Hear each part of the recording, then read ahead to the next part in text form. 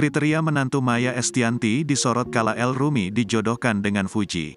Pasca berpisah dari Tarik Halilintar, Fuji ramai dijodohkan oleh penggemar dengan anak kedua Maya Estianty, El Rumi. Walau demikian, Maya Estianty sebagai ibu hingga saat ini belum menanggapi tentang perjodohan tersebut. Namun, mantan istri Ahmad Dhani itu memiliki kriteria tersendiri terkait calon menantu anak-anaknya kelak.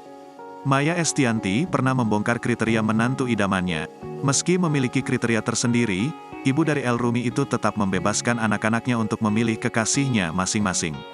Selama anak-anaknya senang dengan pilihannya, Maya Estianty merasa tak masalah. Justru Maya Estianty akan terus mendukung asmara anak-anaknya. "Aku setuju semua asal anak-anak happy sih," ujar Maya Estianty. Namun, sebagai orang tua, Maya Estianty mengaku selektif soal calon menantu.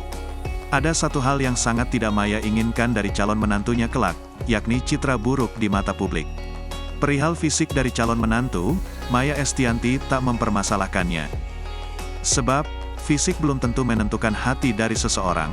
Selain itu, Maya Estianty juga tak mempermasalahkan latar belakang keluarga dari calon menantu. Namun, Maya Estianty memiliki hak soal restu. "Cuma memang kalau namanya di luar sana jelek ya aku nggak mau," pungkas Maya Estianty. Sementara itu, Fuji akhirnya buka suara terkait ramainya kabar dirinya dijodohkan dengan El Rumi. Ia pun memohon kepada warganet supaya berhenti menjodohkannya dengan El Rumi.